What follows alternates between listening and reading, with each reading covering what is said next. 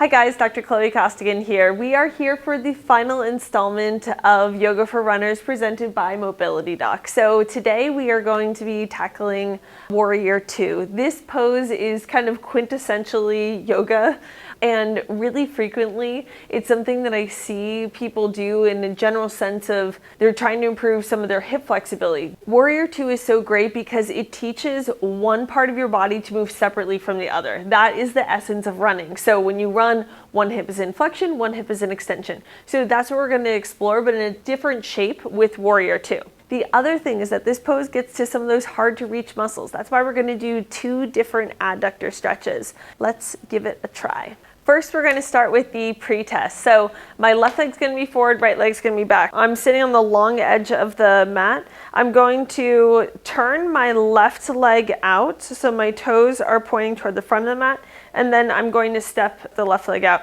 Then I'm going to step this right foot back. So now my heel is bisecting the arch of my right leg. One of the most important things is that we're focusing on hinging from this hip. So I'm bending at this hip in order to be able to lower down. What I see happen sometimes is people will just kind of move their knee. I really want you to think about it's that this part of the thigh bone is coming down.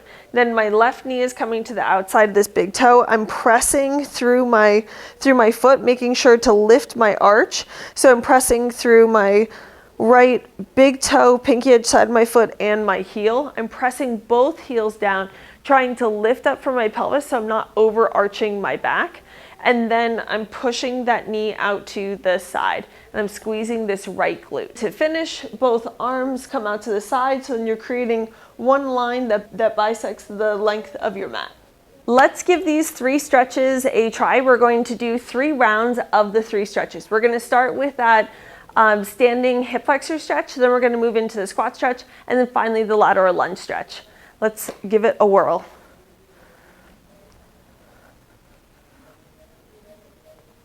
I'm tucking my pelvis, so both sides of my pelvis are pointing forward. I'm tucking my pelvis, squeezing my glute until I feel a stretch through this front part of my leg. I'm trying to keep both sides pointing forward that entire time. And I'm going to hold this. You can play around with if this knee is straight, you might feel that in a slightly different position. Just like that. Good, and then we're going to switch sides. So now this left leg is back. I'm going to tuck this pelvis, squeeze this glute, bring that heel back, trying to keep my chest as upright as I can. And now both sides have to be pointing forward this whole time.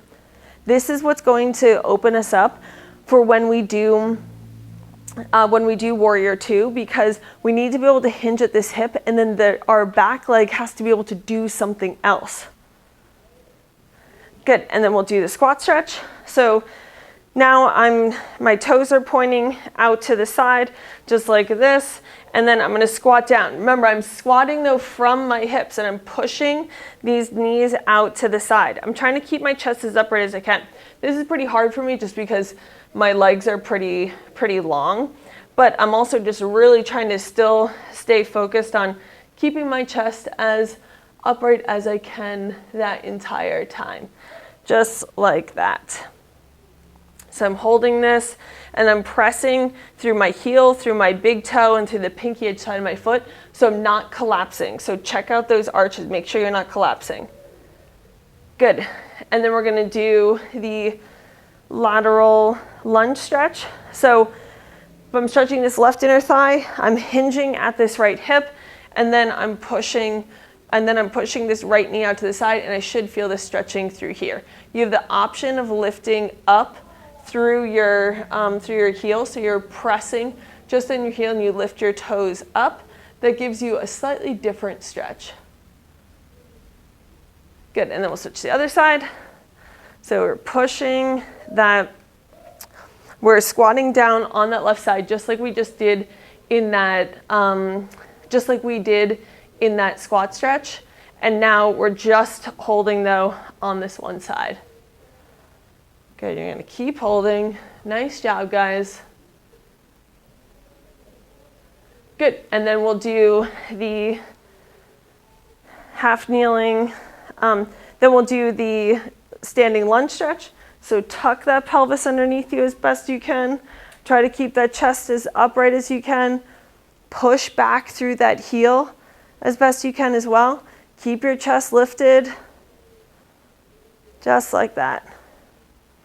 Nice job, guys.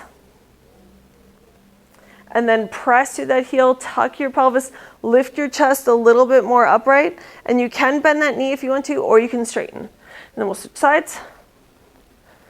So you're gonna be here, tuck your pelvis, squeeze your glute. You'll probably notice that one side feels slightly different than the other. That's totally normal, very common. Good, try to keep your chest as upright, and then check on both sides. Make sure that both sides of your pelvis are pointing forward that entire time. So when you're here, then think about, okay, well, how much is this knee bend versus the other knee, okay? Good, and coming up. So now when we go back to that goblet squat, you might have to play around with the position that your legs are in. So you want your toes pointing out to the side, push your knees out to the side, try to keep your chest as upright as you can as you squat down. You might want to play around with it. You might need your legs a little bit more narrow though. You just want to make sure that your arches aren't collapsing, okay? So you're going to press through your heels, through your big toe, and the pinky edge side of your foot as well. Try to keep that chest upright. Good, nice job, guys. You're holding just like this. So with each round, you're going to get a little bit more range of motion. That's the entire intention of this. Good, and then we'll do the lateral lunge stretch. Your legs need to be a little bit wider than what they were in the squat stretch. So I'm pushing that knee out to the side, trying to keep my chest upright, and I'm hinging, remember, at this hip. This is what's going to be helpful for us when we do Warrior 2.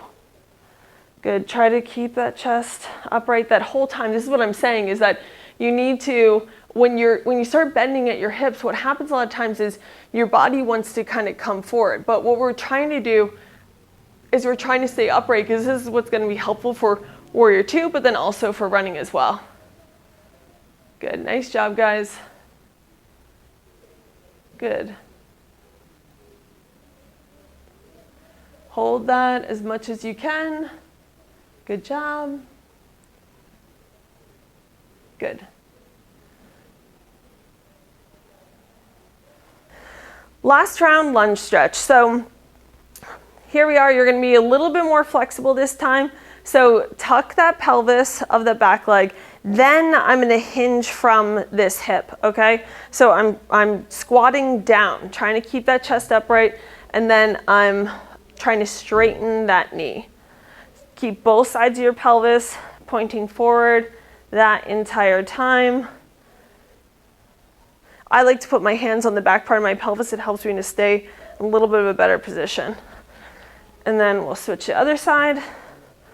So I'm tucking my pelvis, then I'm hinging at this side, okay? I'm not just shifting that knee forward, and then I can start to straighten my knee. So I set the position of my pelvis, then I squat down, then I straighten my knee. Then I really feel that stretching through the front. Good, last time, squat stretch. Keep that chest upright. So by this point, you can also play around with the position that you're in, okay? So you can be, you can push those knees out to the side, squat all the way down, keep your chest as upright as you can. I'm just trying to make sure that, for me, especially my left side starts to collapse a little bit more, trying not to do that. Good. Last time, lunge stretch. This is what's really going to kind of warm us up for Warrior 2, but this is also so great for running, because you need to be able to have one side of your pelvis do one thing and the other side of your pelvis do another thing. That's what allows for that really fluid looking gait. Switch sides. And oftentimes these adductor muscles are kind of forgotten about because there are just other stretches, but these ones are the ones that really help us to be able to like power up hills, and they also help us for any lateral movement as well. Good, now we're done with the 3 rounds. Let's retest warrior 2. So my feet are pointing forward. I'm stepping this right leg back. Left leg is going to be forward. I'm going to walk those toes forward. My left heel is bisecting my right arch. And now I'm going to try to just have a slight tuck of my pelvis, just like how I did in that lunge hip flexor stretch. Then I'm going to press through the outer edge of my foot and my big toe on my right side. Then I'm going to slightly bend my left knee, and then I'm going to hinge at this left hip in order to lower myself down. So I'm not just moving this knee, I'm not just shifting forward, I'm actually going all the way down, just like how we did in those 3 stretches. Then I'm going to bring my hands out to the side, so then I'm bisecting the length of my mat.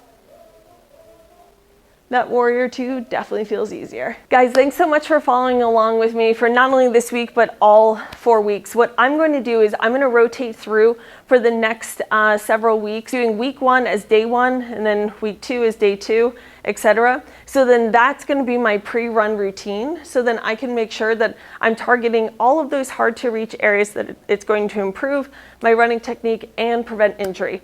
Thanks so much for following along, guys. Make sure to like and share this because I want to get the word out that yoga for runners can be accessible and not too time consuming and very effective.